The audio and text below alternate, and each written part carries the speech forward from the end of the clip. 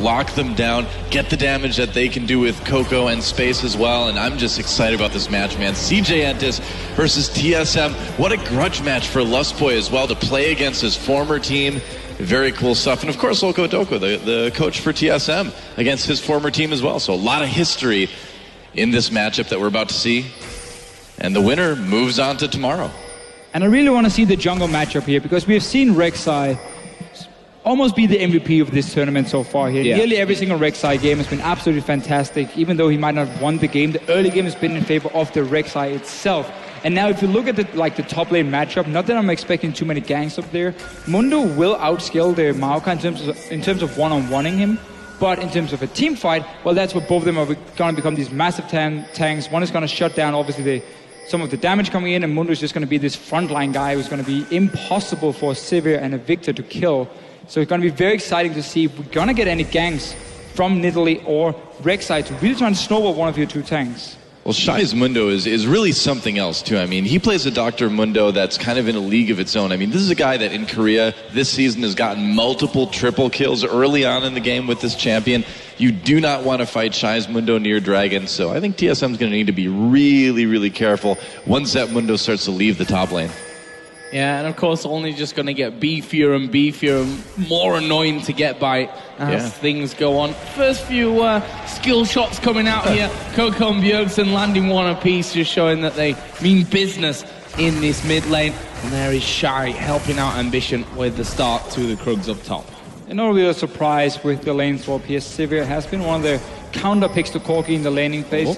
Leona is great into an Annie, but she wants a few levels before she can really start all laning onto Lustboy. So no real surprise in terms of the lane swap.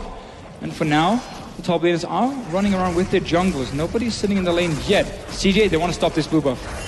Yeah, Madlife coming down. Here comes Ambition and Shai as well. Can they possibly do it? Blue getting low. Madlife getting in there with the autos, with those Sunlight procs. Blue buff does get taken by Santorin, but Dyrus on the run as well. CJ looks like they'll have to let them go. Flash is used by both top and junglers for TSM. So even though CJ didn't get the blue buff, that's definitely a win.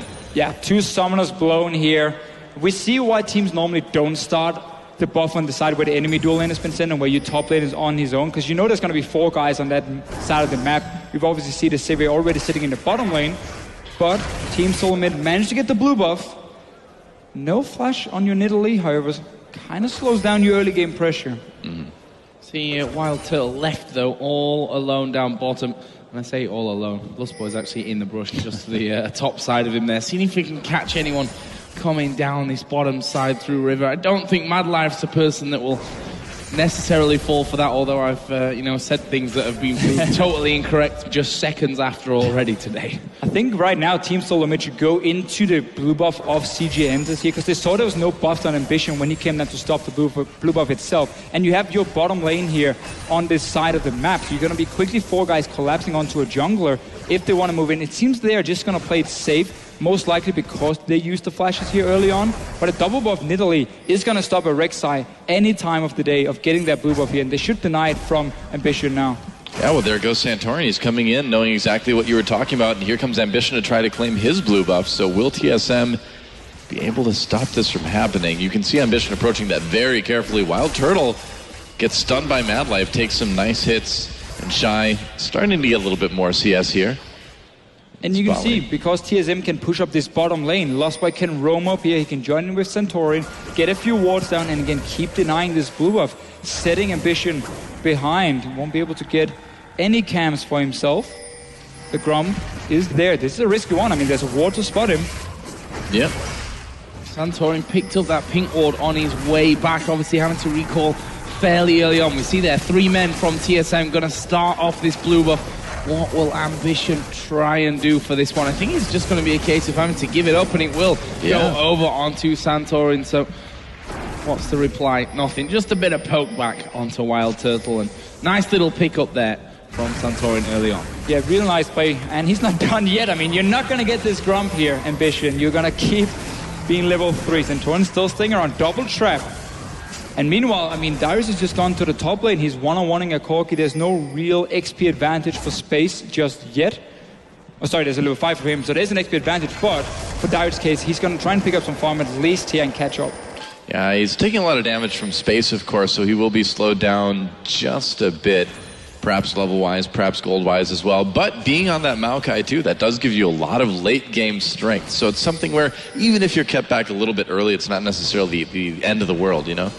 No, that's very true, and we have seen Maokai's in lane swap to go Catalyst and just build like Frozen Heart, Spirit Visage from there, and then maybe get a Righteous Glory for himself. So you can build these, not, you know, full tank straight away builds, but still where you don't go for like Rod of Ages, a fairly expensive first item, and get pretty tanky going into the mid game despite being denied quite some farm. But here for Dyrus, because the lane is pushing down towards him, and of course he's in a one-on-one situation, he should get most of the farm.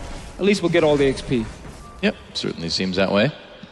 Yeah, his farm there is pretty much level if you look at that as well, so not certainly that bad for him. Just needs to be careful how far up that lane he actually comes, especially now that we have seen Madlife join space on the top side of the map, and in fact Ambition is also top side as well, so needs to be just a little bit wary of that one.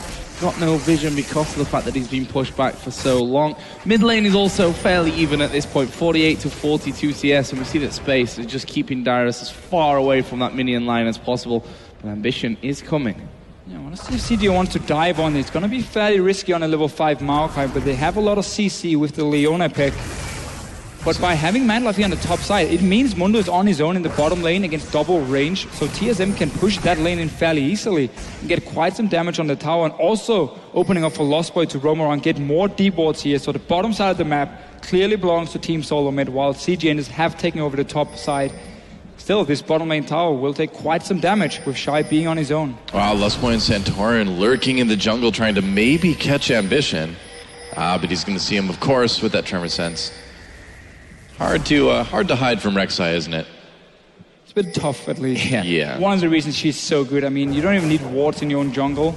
But if you are getting camped here, the only way to do it is if you're standing still and basically in a bush. And obviously, the Rek Sai won't be able to see you. But Ambition now. Teemo hard counter, right? I think CJ Entus realized that they couldn't really do anything in the top lane, where the Maokai is already quite tanky just from the levels itself, and have to go down here to try and defend this tower. So small advantage in this lane swap in terms of tower damage for Team Solomid, but Shai has been picking up quite a lot of farm on Mundo already.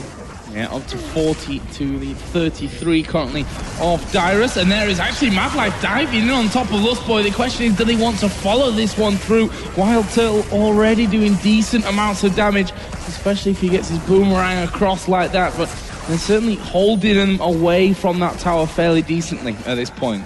Yeah, I mean, if you look at this 3-on-3, there's certainly a lot more damage coming out of TSM overall right now as they continue to push this lane up. Madlife, it's interesting to see him on that Leona. It's not a champion that we've seen him play a whole lot of lately, but here we go, going in again, jumping onto Santorin. The tower does go down. Santorin goes down as well. First blood going over Ambition, and they're not done yet. Shai getting low, but he's going to pop that ult. He just hit level 6, and so no danger there for CJ. And a flash for Ambition, trying to go in on the Lustboy. They will. Madlife picks up that kill. So even though TSM picked up that turret, CJ returns with 2 kills of their own. Bjergsen looking to maybe make a play on a CoCo here. I was about to say I really liked how Team Solomid were pushing the bottom lane. That basically forces Madlife on Leona to sit and try and defend under the tower, not roam around or try and make aggressive plays on his own. And then Engage comes in, 2 kills for CJ. Yes, they lost the tower, but they can be fairly happy with these 2 kills here, as long as TSM is not able to WIldturtle into a different lane, where he can then push another tower. Because he's sitting on a BF sword, and before Corki hits that Trinity Force, he won't really be able to stop any pushes. And that's where you could use Sivir now to really fast push another lane. Top lane could be the go-to target. Again, Mundo doesn't really bring any wave clear to the table. Yeah, you know, I mean, we talked a little bit earlier about Dyrus' itemization too, and it looks like he did pick up that Catalyst. So playing it safe, just kind of farming up and getting ready for the late game. So wise moves there. We see as well that duo you were just mentioning from TSM. Will they change things around now that that tower's down? Actually, they won't, and Lustboy is going to face check there into space, and that is a lot of damage coming out with that Sheen already in position. Madlife going to come across, but he misses the Zenith Blade onto WIldturtle, and that should be the end of that one, at least for now. Maybe some tower damage though for CJ. And this is a big thing here for CJ, and it's because Space has been getting free XP and farm in this top lane. He's level 8 at the moment, so level 6 or now 7 of WIldturtle, level 4 only for Lustboy, so he's extremely strong just from levels, and that's why he can make up for this BF sword here on WIldturtle and simply take a fantastic trade for him.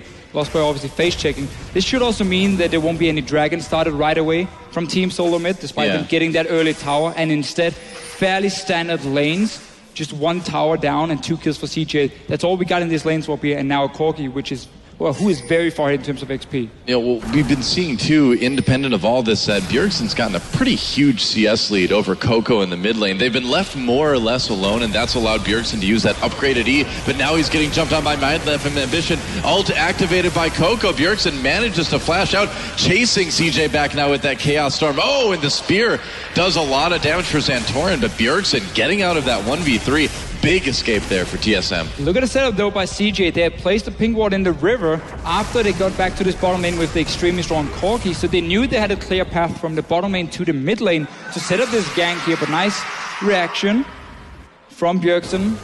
Sure enough, Ambition managed to stay alive. Had to blow his flash and cleanse, however. Yeah, well, I'd say it's worth it. I mean, you want to kind of keep that ball rolling, keep the lead going in the mid lane. Picked up that Negatron cloak, so it looks like Bjergsen's going to go for that Abyssal Scepter as a first item, which is something that we've seen on Viktor a few times. Yeah, we often see it obviously against so much magic damage when you have a Corki Xerath, even a Mundo from CJ here. It does mean, however, he's going to delay and potentially not even get a Morel Nomicon, which is fantastic against the Mundo, and also the cooldown reduction is so important on Viktor. I want to see how he builds, because I've seen Abyssal Scepter into like Deathcap Void Staff, where you simply skip that Morel Nomicon, which you can debate, is it worth it, is it not? I mean, you're going to stay in the backline anyway. You have your cleanse against Leona here, so you should be able to dodge around the damage, and your job is now killing that Mundo with your AD carry. So that's where the Morel Nomicon will be very important later on. So let's see if Bjergsen wants to pick it up or not. There's that pink ward spotted out and removed. Similar will happen down on the back of the Dragon Pit. And are they going to go for this one? The funny thing is, Santorin is currently recalling, so won't be anywhere close, and this is basically a free Dragon for CJ. Yeah, TSM not having any trouble, or actually CJ rather having no trouble taking that Dragon. And again, you know, I feel like this is an okay one for TSM to give up too, because we've seen in the past what CJ with this Mundo has been able to do. So yeah, I'd say better just kind of let that one go. Let Bjergsen continue to sort of build up that lead in the mid lane. Yeah, you had no summoners on your Viktor in the mid lane, so it would be fairly easy for Madlife to target him with his ulti and just straight up engage onto Bjergsen and lock him down. And really this pressure on the bottom side of the map from CJ simply comes from taking space with all that free farm and XP, take him down to the bottom lane. He got level 9, so he got the max rank on his Q, and he's just been so strong that he's been giving them that lane control. We've seen ganks in the mid lane now, we've seen Dragon being taken as well. Nice setup and nice early game by CJ after this swap back from this swap. Yep. From his lane swap. Yeah. Swapping the swap. Loads of swapping going around. They are now finally moving to this top lane with Lustboy as well. Looks like the recall will come in from Dyrus after that little fight with Shai up top, where he did use his ultimate.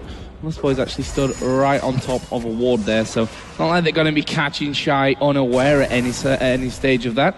And it looks like CJ might try and push this bottom lane out, get rid of that turret final. I really like this play by WIldturtle and why we highlighted it earlier, that you can move this Sivir around once you get an early tower down in a lane swap. Because again, Mundo is not going to do anything to defend it.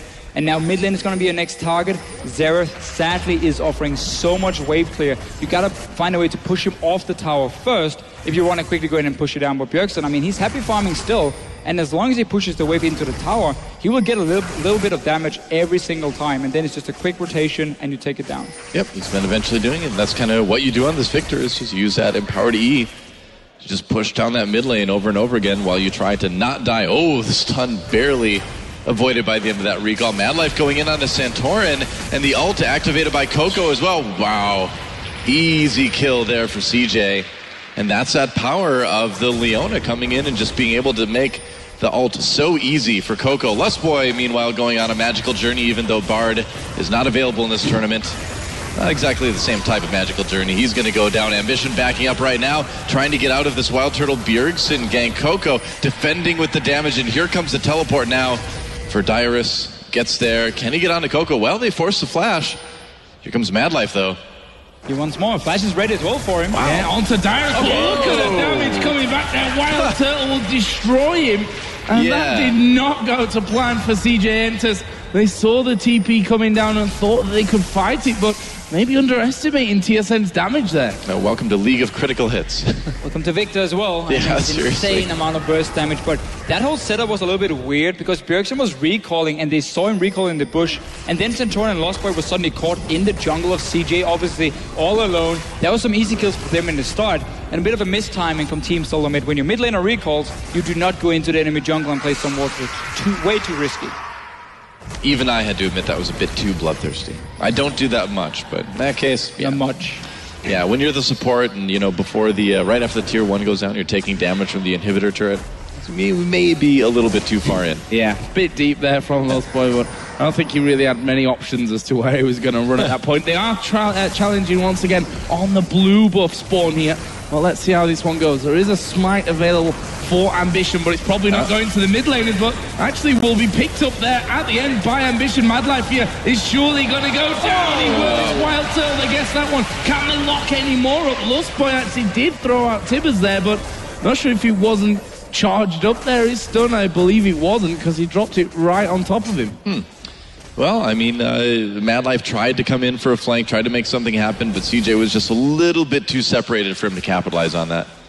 And again, as soon as he engages, you see how Team Solomid, they back away slightly here, they single him out first, and then simply say to CJ, if you want more damage here, your Corki, your Xerath, they gotta move a bit closer in here, and then potentially we can turn around on you. So Madlife twice now, being the guy to engage, and he's gone down. Nice little flash Q from Lustboy to get the last amount of damage. Perfect timing for him. This game so far, close to say the least. TSM with a 700 gold lead, mainly due to the amount of farm they've got in that mid lane. Of course, they did lose the first dragon there to CJ, so we'll see if they decide to fight when the next one comes up here in 1 minute and 20 seconds. And they may well do now that a couple of items are coming down. If I quickly look at gold, there's 2,300 gold for WIldturtle to spend, so that'll probably be a decent time for him to go home, although Space also had just finished off that Trinity Force. Yeah, but should be in vintage for WIldturtle, potentially the average blade as well if he's going for static shift second. He did go Phantom Dancer earlier. I've seen that quite a few times from him. It often depends on just how much gold you have on your first pack. If you can get your seal, you go for that one, then you open up for Phantom Dancer. We can see here, it's picked up by him. I mean, next time he backs, if he has enough for it, he will get the Phantom. Otherwise, you just go static shift. And honestly, it's all about getting that instant power on these AD carries here. You want to get your second item to boost up your vintage. Right, there we go. CJ finally taking that bottom turret. That's their first of the game. So striking back with an objective of their own right before Dragon comes up. About 30 seconds remaining for that. And by putting this pressure on the bot lane, they should be able to maybe get in there, get a little bit of vision around Dragon and try to get their second one. Because with the pressure that TSM has put on early, being able to counter by getting those Dragons is really nice for CJ.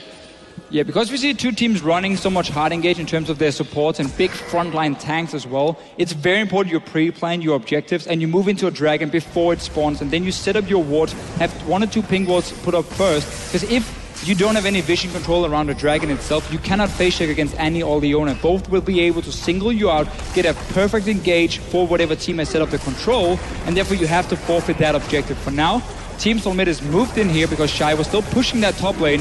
Dyrus is down here trying to fight for vision, and honestly, CJ, seems like they're happy just trading a top tower for Dragon. Yeah, leaves them at 1 apiece on the Dragons. And of course, 2 for 2 in turrets as well. And with that, CJ now regaining that gold lead. And it looks like they may try and put some damage onto this mid turret. Shai seemingly will come across again. And Corki, to be honest, ripping through this turret there with that Trinity Force in. Ambition did just come around to join them as well. But it looks like they will be forced away, at least for now. And this really is just this Corki power we talk about so often, how good these Korean teams are using the power spikes. From getting a over-farmed or over-leveled Corki, that was the first step of getting a lot of pressure on one side of the map for CJ. They used it to gank the mid lane, used it to get at least some farm and some damage on the bot lane tower. And then the next one is, of course, when you get your Trinity Force, that's the next step. That's where you're looking to keep pushing in and get the global gold. They've been using it, 2 towers now for them. Shai obviously picked up the last one. And still, Madlife. Wow, and there's a Chaos Storm. 3 times now. Yep, Madlife not having the best game here, trying to make engages that don't work, just getting caught out multiple times. And, you know, Madlife he's been better lately, but overall in Season 5, he's been very hit and miss, and they may lose a mid-turret for this. Yeah, it was in actually a really tricky position there because he was like, do I wait for the gravity field or do I try and go through it? I think he actually thought he timed it right and went in just as he got stunned, so a little bit unlucky there as well, but nice bit of punishment, to be fair, from TSM. And there is Space. Just finding a little one bit far man, up. but he's got Dyrus chasing him as well. Will Valkyrie, but there are 3 men chasing him down, and I don't see Space escaping that one. It is WIldturtle that picks him up. He has got all 4 kills on TSM side of things. Question is that a problem for them? Can WIldturtle carry them through this? I mean, it's tough to say. We've seen WIldturtle in the past have some great games, but we've also seen him basically being caught out in the start of team fights and simply just blown up, and then suddenly the 4 kills would do nothing for Team Solomid. So I think it's tough. Last game, Dora, you praised him a little bit, said his position was better compared to what we've seen before. If he can pull that off again, if he can dodge around the Xerath stun, the engage from Madlife, then yes, it can be fantastic for Team Solomid, because it's going to be all about killing the 2 frontline tanks here. Yeah. Mundo for CJ, obviously the Maokai for Team Solomid. So if you have a Fed 80 carry early on, that makes you that much stronger for the first few fights. Well, I think, you know, Corki is a lot easier to do that with than Sivir as well, too. So this is kind of the real test. And so far, you know, 4 kills, 0 deaths, not looking too bad. TSM able to get that lead in turrets as well. A very close game so far between these 2 teams. Yeah, interesting there that TSM once again were on time for that blue buff and once again actually stole it away there from CJ. So we'll see how that really affects CoCo mainly. We'll see what he can come up with despite not having that blue buff available to him. That middle turret, let's not forget, is decently low on TSM's side of the map, but for now it doesn't look like there's too much pressure to get it down. Just to go back to your blue buff point here, I think it's super smart what Team Solomid is doing, because you know Xerath Corki has a fantastic mid-game group where you have so much poke damage and siege potential, and by denying that blue buff, you basically make it hard for CoCo to stay and keep landing damage in these sieges here, and therefore CJ are gonna split up instead and go back to just basically trying to apply pressure in every single lane. We just saw before here, after Madlife died, Space, he stayed in the bottom lane and pushed, and that's why Team Solomid could just walk down from the mid lane and kill him. So both teams here have had times where one guy's recalling or dying, and the other ones don't really respect how many guys you can send down and kill them and punish them and just stay pushing. But we got this mid-game siege here. This tower is very, very low. It is indeed. Dyrus trying to defend with the ult, and they managed to clear the wave. CoCo needing to be very careful there. They can jump on him so easily. Yeah, and he's got no real mana to work with in this scenario, which is very going back onto that blue buff point, which Bjergsen, of course, will be happy to have, and he just couldn't quite get close enough to that. And without CoCo doing a bit of spamming onto the backside to clear them out, it might be dangerous. Dyrus is going to come behind him, still not finished off the tower. There is Dyrus moving in, and Tibbers goes down. Yeah, Solar Flare used by Madlife, but didn't accomplish a whole lot. Madlife trying to get in for a stun, but again, he's on his own. Ambition already on the run, Shy as well. CoCo just trying to flee for his life. Dyrus splashes ahead to get that twisted advance. Another kill on to Madlife. And look at this, CoCo flashing out of the Baron pit. Baron is activated. Is TSM actually just going to go for this? CoCo with not a lot of mana to poke, and I think TSM better to pull away from that one and stay safe. I mean, with Space and Madlife out of the way, the temptation is there, but better safe than sorry, especially with Dragon up in a minute. Yeah, really love the setup here, though, by Team Solomid. We had the push, the mid-game siege from CJ, teleport behind from Dyrus. We keep talking about Xerath, how he's out of mana, he's barely going to offer anything. And also Space, he got caught out here, stuns onto him, nice CC and nice target selection from Team Solomid, giving him a very nice goal lead of 1,000. Well, you were trying to work that out there. I was trying to look and say, okay, 1,000 here, and then we got the comms and how's it looking. Well, Math is difficult, man. When you're against a Corki, if you're ahead in the mid-game, you're doing pretty good. Yeah, very true. I mean, we saw Space kind of hit that power spike, and they were able to get some turrets, but not a ton. And TSM just, it's really impressive how they're kind of being able to answer back everything. But to me, one of the big stories this game so far is that Madlife just seems to be really, really off his game here on this Leona. We've said it before, it's a bit of a different pick than we've seen him on in recent history, and it's not working out very well. Ambition, a little bit bogged down by TSM here in the river, manages to tunnel his way out. There's a teleport coming in for Shy. They really don't want TSM to get this dragon. Very defensive teleport, though, behind from him, just to join the fight. Yeah. Nobody really going too out on the dragon yet. Nobody started, and they're both kind of standing. I mean, Team Solomid have the mid lane now. They can push up the wave. You see Bjergsen do it already. Try and force CJ to move away from this dragon, back up to defend. And we see they're just going to take the trade. You get the dragon, we take that mid tower instead. Yep. Well, Dyrus is still hanging around. There's a sapling jumping in, but it's going to be a little bit too slow for them. There's the inner turret going down. What will TSM do? They've got a beastie Mundo coming around the side, but Shy is pretty much the rest of his team on the other side of it. Now they are going to go for Shy. Can they finish him off here and get through the rest of the team? Madlife also going to be caught up. He will surely fall as Santorin jumps in. Ambition, the next target, he goes down as well. Surely, there we go. Finished off by WIldturtle. Space will manage to escape off the side, but in the end it's a 3-for-1. TSM losing the support, taking that inner turret in trade for the dragon. Yeah, again, it's just a great setup here. They're making all the right decisions. Just see how they say, okay, we don't want to fight here around this dragon where you can sit and poke us with the Corki, with the Xerath. No, we just pushed the mid lane. We had the advantage. We were staying near it. And then suddenly you just engage when CoCo wasn't near. Yep. And at the same time, no poke has been landed from CJ with their comp before the fight starts. And of course, TSM can then just jump onto them. Nice setup again. And Baron? Very good decisive fight. It does lead into this Baron. CoCo can poke a little bit, but again, low on mana. Yet again, Baron getting low, and they do get it fairly easily. So TSM with the turret, with the team fight, with the Baron, suddenly jumping out to a 4,000 gold lead and really kind of taking a big edge now in this game. Just a great strategy, great shot calling. Yeah. Every time. Let's see it again. So again, no poke has been landed by CJ here. You see CoCo, he's just here with his ulti. That's it. The rest is just a 5 versus 4. Team Solomid chasing up, get 1 kill, get 2 kills. And again, you're healthy enough. You got the ulti from Bjergsen down. Such a good setup of saying we're not going to allow you to poke us, and we're not going to sit around an objective where we know, okay, who's going to start it? Okay, you got now 5-10 seconds to land, let's say, the rockets and the Q from Xerath. No, it's not going to happen. We just take the mid tower and we hard engage on you. Yeah, it was a really good Tibbers by Lustboy in that fight as well. And again, you know, we saw Madlife Solar Flare. Oops. Oh, Bjergsen. Oh, Bjergsen. But we also saw Madlife Solar Flare just being a little bit off. Yeah, I mean, he locked the 3 up at the back there, but obviously they were doing damage on the front side anyway. Couldn't save Shy, couldn't save the rest of them. One thing to note, CoCo did finally get a blue buff here in this game, so that should be helping them with the TSM pushes and clearing out those waves a little bit quicker. But let's not forget, inner turret on the top lane, inner turret in the bottom lane is all that remains outside of that CJ Entus base, and it looks like the bottom lane might be the target for TSM. Very key items just been completed for them. We have, of course, the Void Staff for Bjergsen. Almost a Last Whisper completed for WIldturtle as well. And suddenly, I mean, this Corki is not looking that scary. You have gotten past the point of the mid-game spike and onto Shy again. Yeah, Dyrus goes in after Shy gets very, very low. They get the turret, they get the kill on Maokai as well. And TSM not quite done yet, it looks like, or gets the kill onto Mundo, rather. And now with that Baron buff, this inhibitor turret's in a little bit of trouble. A lot of damage put onto that.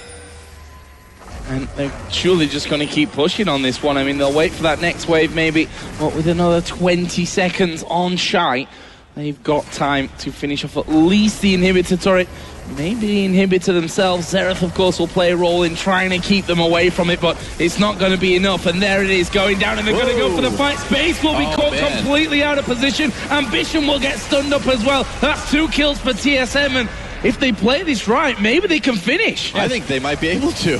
They got the tip as well, just died there. This tower's going to go down. Look at that, first Nexus turret out of the way. Shy down, only CoCo up. Space still 20 seconds away. Madlife goes in deep, gets blown up immediately. WIldturtle tanking that Nexus turret. They're going to take out CoCo as well. And guys, at 29 minutes, can you believe it? Team Solomid takes down CJ Entus. They're moving on. GG. Wow. Absolutely fantastic stuff here. A lot of people were, of course, tipping for those semi-final matchups.